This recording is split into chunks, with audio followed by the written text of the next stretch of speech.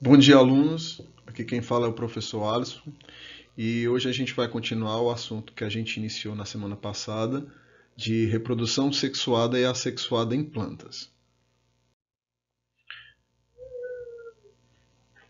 A gente viu na semana passada que as três partes da planta são a raiz, o caule e as folhas. E a raiz, ela tem a função principal de absorver do solo, de obter água e sais minerais que essa planta vai necessitar, que toda a planta vai necessitar. Mas então, como é que essa água e sais minerais que foram absorvidos pela raiz chegam nos pontos mais distantes de uma planta, seja uma planta pequena, seja uma planta maior, seja uma planta de 10 metros, beleza? Por exemplo. Bem, a chamada seiva mineral, que é essa substância aí que saiu das raízes, ela é a mistura exatamente dessas duas substâncias, água e sais minerais. E ela vai fluir da raiz até as folhas, passando por todas as partes da planta, através de pequenos tubos que estão distribuídos por toda a planta. Se vocês pegarem, por exemplo, uma folha, vocês vão ver que elas têm pequenas nervuras que nada mais são do que esses pequenos tubos que vão distribuir água e sais minerais por toda a planta. E são mais facilmente visualizados nas folhas. E o caminho dessa seiva mineral, ela sempre vai se dar nessa condição, saindo das raízes e indo até as partes mais altas da planta, terminando nas folhas. As folhas elas vão precisar dessa água principalmente para realizar o processo mais importante de obtenção de energia que a planta realiza, que é a chamada fotossíntese. Eu acho que todo mundo já ouviu falar dessa palavra. Lógico que a gente vai discutir resumidamente como é que se dá essa fotossíntese. E juntamente com a água obtida pelas raízes, a planta também vai precisar de gás carbônico na atmosfera, que também é um ingrediente para o processo da fotossíntese. Bem, esse gás carbônico ele tem também que ser absorvido pelas plantas. Então, tem que ter alguma estrutura para fazer essa absorção, tirar esse gás carbônico da atmosfera e trazer para dentro das folhas. E essa estrutura ela é chamada de estômatos. Esses estômatos são pequenos orifícios que tem na parte de baixo das folhas. Quando a planta está realizando a fotossíntese, esses estômatos se abrem e aí a planta consegue absorver o gás carbônico através desses pequenos orifícios e num determinado momento onde ela não está fazendo fotossíntese, ela fecha esses estômatos.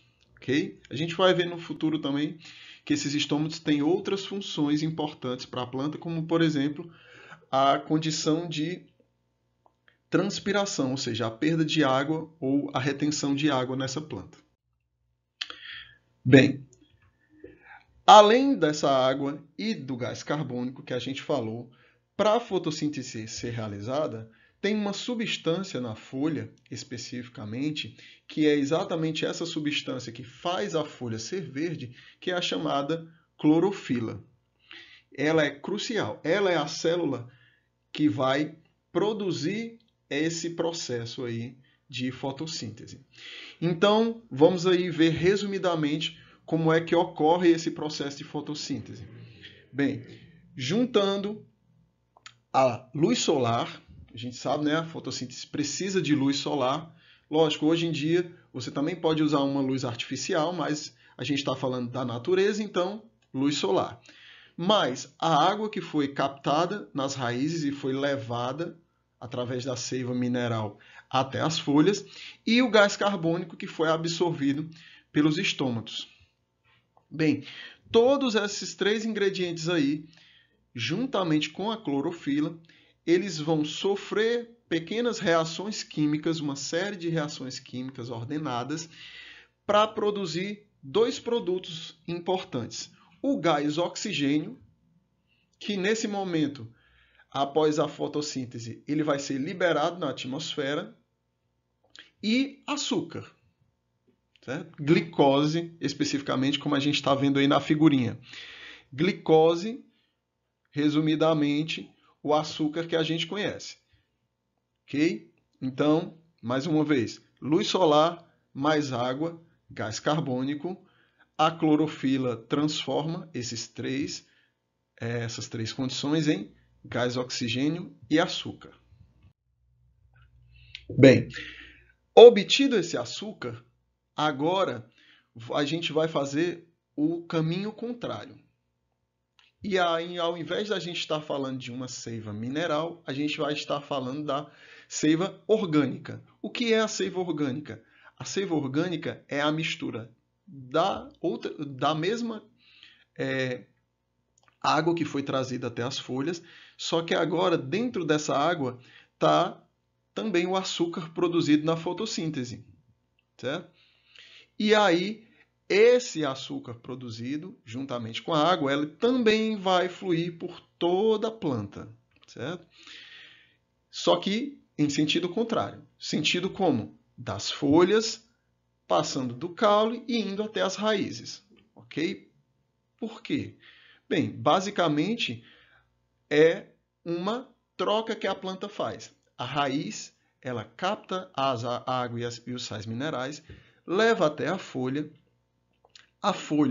usa essa água para produzir energia através do açúcar e essa seiva orgânica ela vai devolver até a raiz, para que a raiz possa se alimentar, para que o caule possa se alimentar, levando em consideração que o único local onde é feita a fotossíntese, basicamente, é nas folhas, ok?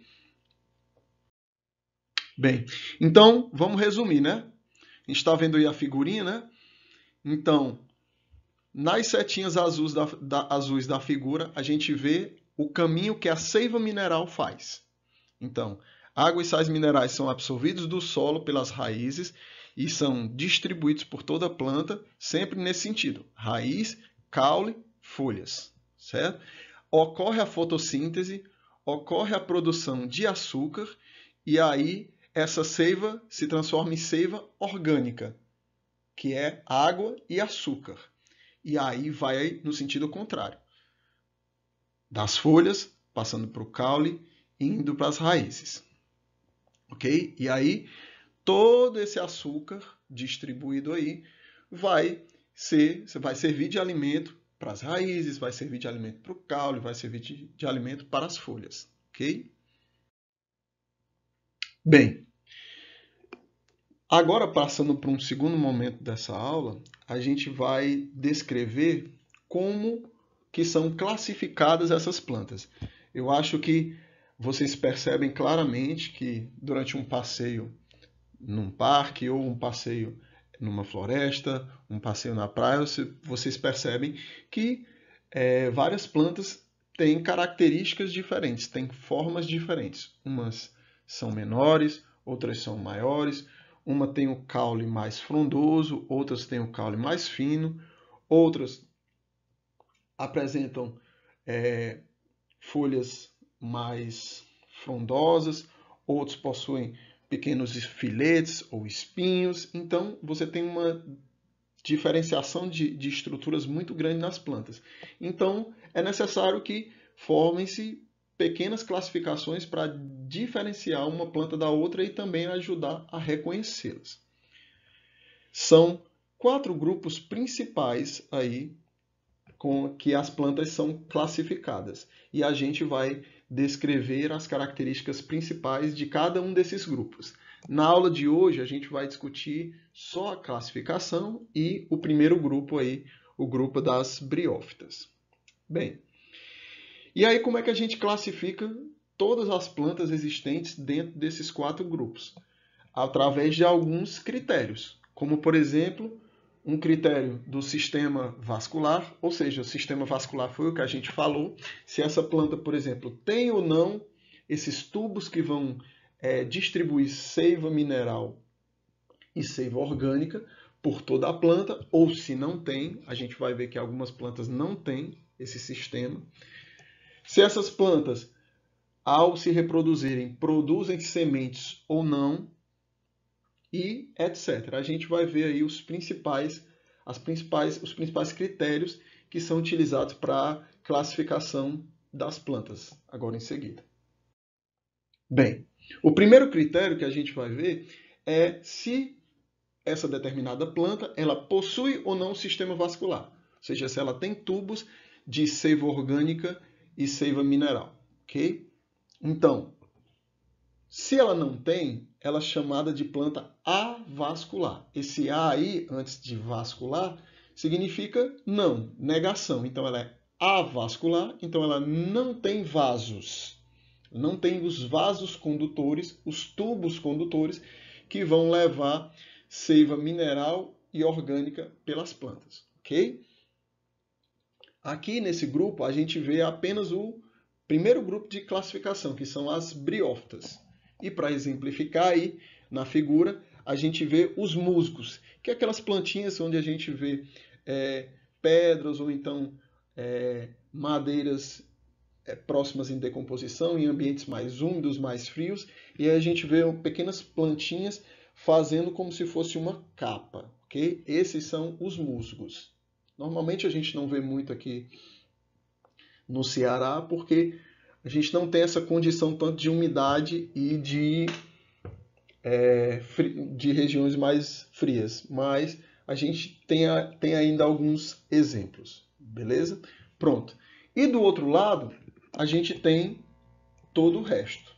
As plantas vasculares. Se elas são vasculares, elas têm vasos. Então, elas apresentam os vasos condutores que vão distribuir seiva elaborada, seiva orgânica e seiva mineral, ok? E aí, como exemplo aí, eu coloquei as araucárias e uma mangueira, beleza? Todas as duas, elas possuem aí os vasos que vão conduzir seiva mineral e vasos que vão conduzir seiva orgânica. Bem, o segundo critério, agora a gente deixa de lado as plantas avasculares, certo? Ficou ali, o primeiro grupo são só plantas que não possuem vasos.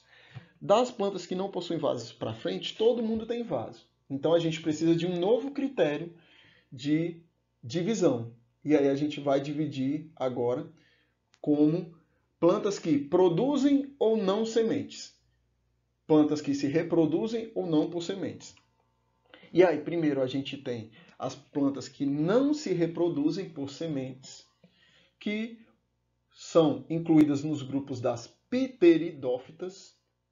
Okay? Não se assustem com os nomes, a gente vai se familiarizar com o nome desses grupos e a gente vai passar a conhecer as características de cada um deles e se familiarizar, ok? Então, as pteridófitas, o exemplo mais conhecido desse grupo são as samambaias. As samambaias, elas não produzem sementes, elas têm uma estrutura que a gente vai discutir na próxima aula, uma estrutura reproduzida chamada de soro, mas essa estrutura ela não é por si só uma semente. Então, ela dentro do critério de de reprodução por sementes, as samambaias, o grupo das pteridófitas, estão fora, ok? E aí, do outro lado, todo o resto das plantas que produzem sementes e se reproduzem através dessas sementes, ok? E aí, no exemplo aí, na figura, a gente vê um tomateiro que a gente sabe que possui sementes. Bem, então, agora a gente sabe que todo mundo aqui possui semente. A gente, do mesmo jeito, a gente separou agora as plantas que não possuem sementes, colocou aqui de lado, e agora a gente vai ter um novo critério para classificar agora plantas que produzem flores e frutos. A gente percebe, né, durante algum passeio, algumas plantas que têm flores, têm frutos, e plantas que não formam flores e frutos. Então, algumas elas não vão produzir flores em frutos e elas são colocadas no grupo das gimnospermas. Esse nome gimnospermas aí, como eu falei, a gente vai discutir mais à frente, esse nome significa semente nua. Então, se é uma semente nua, é porque você não tem, por exemplo, um fruto para guardar, um fruto para proteger essa semente. Então, por isso, gimnospermas. E aí, o exemplo mais conhecido são as araucárias.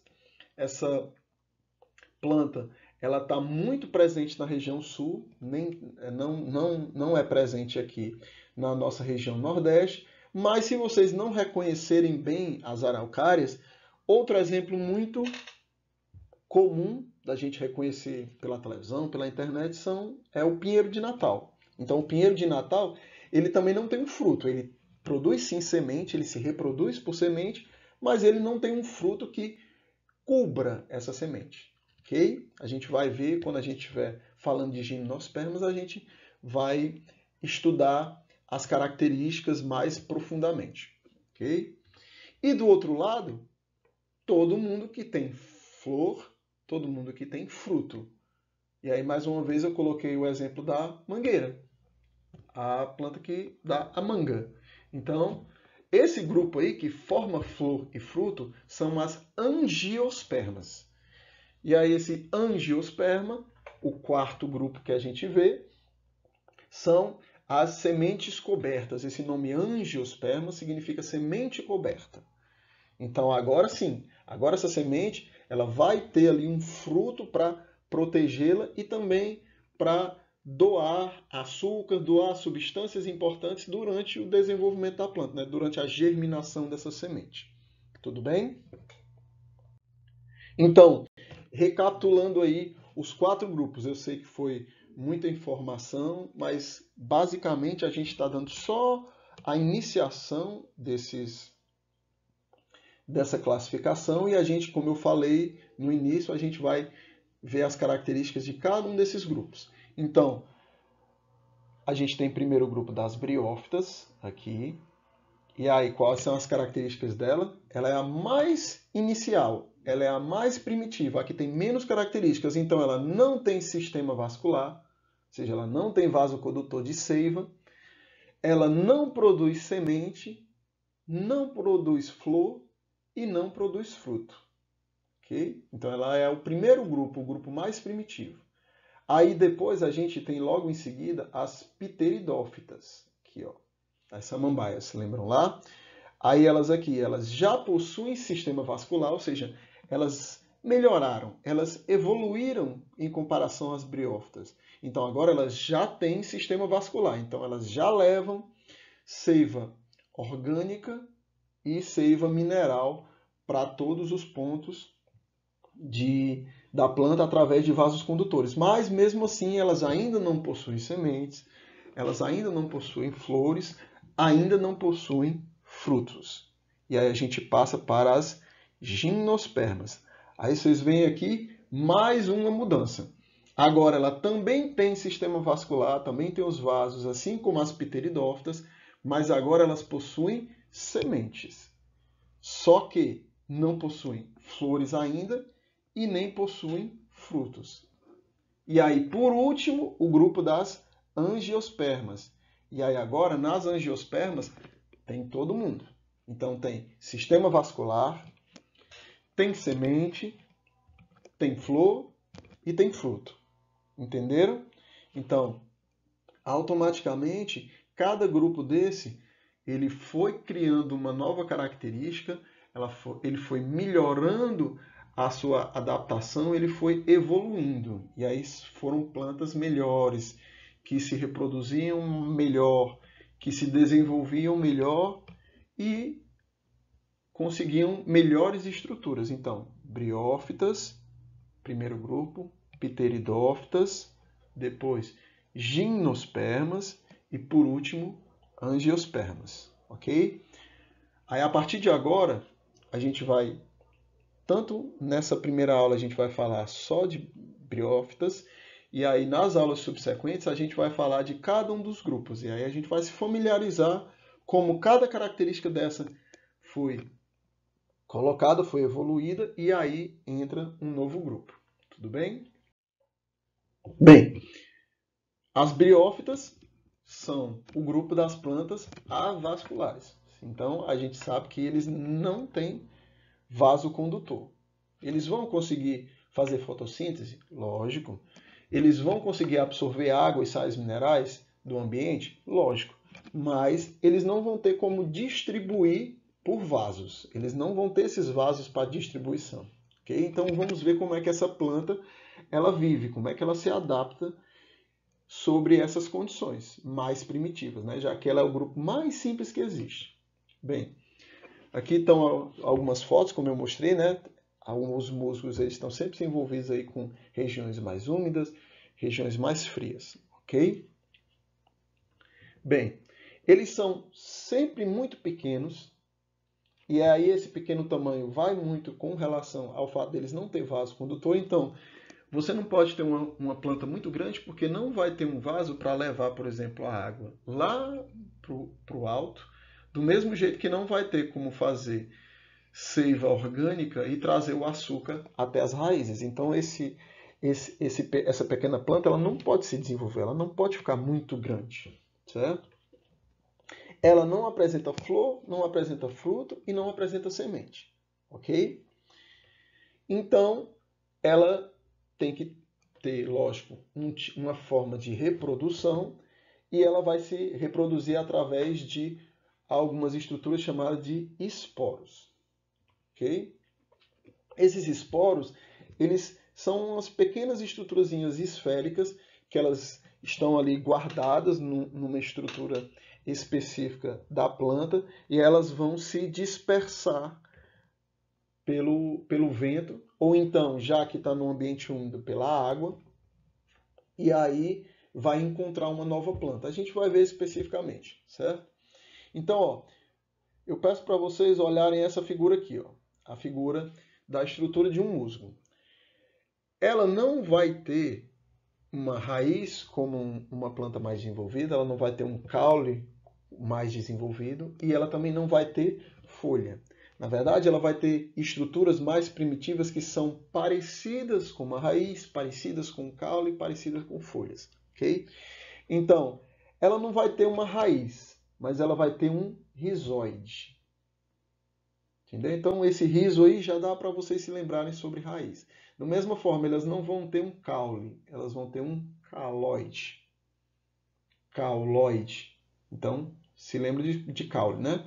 E elas também não vão ter folhas, elas vão ter filóides. Esse termo aí, oide, é como se fosse primitivo. Então, é uma raiz primitiva, um caule primitivo, uma folha primitiva. Mas aí, ó, vocês veem que esses filóides são verdes, ou seja, eles têm clorofila, então, lógico, essa planta faz fotossíntese. E aqui em cima a gente tem uma estruturazinha, parece antena, que são as chamadas cápsulas. Nessas cápsulas é onde a gente vai ter os esporos, que são a estrutura reprodutiva das briófitas. Ok? Então, para finalizar, vamos ver como é que essas plantas especificamente elas se reproduzem. De forma bem simples, ok? Bem, antes da gente começar, eu quero só que vocês se lembrem especificamente, até para vocês relacionarem com a aula de reprodução sexuada de animais, algumas nomenclaturas, alguns nomezinhos que mudaram aqui com relação às plantas. Então, por exemplo, o gameta masculino, aqui ao invés de espermatozoide, a gente tem que o gameta masculino é o anterozoide. Ok? E o gameta feminino, ao invés de óvulo, é a oosfera. Tudo bem? Então, assim, vamos lá ver aqui na figura, né?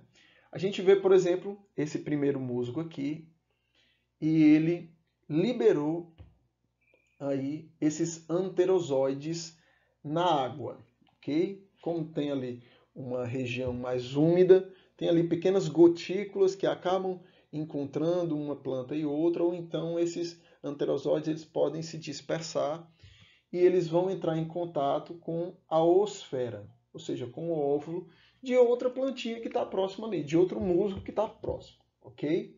Então, na hora que esse anterozoide se liga com a oosfera, ocorre da mesma forma que nos animais a fecundação, o material genético dos dois é misturado, e aí dá-se uma fertilização e forma-se um zigoto. Do mesmo jeito na reprodução animal, certo? Esse zigoto ele vai ficar dentro lá da cápsula, como a gente viu, né? Só que esse zigoto ele não vai formar nos animais só como nos animais só um embrião, não. Na verdade, essa fecundação aí, ela vai formar vários esporos. Então, você tem várias possibilidades de reprodução, ao invés de apenas um embrião para formar um novo indivíduo. Na verdade, aí cada esporozinho desse, são produzidos vários, cada esporo desse, quando essa cápsula estoura, ele é liberado e pode gerar uma nova plantinha, ok? Pode gerar um novo musgo. E aí segue-se o ciclo, né? Esse esporo cai, obtém água, começa a produzir rizóide, né?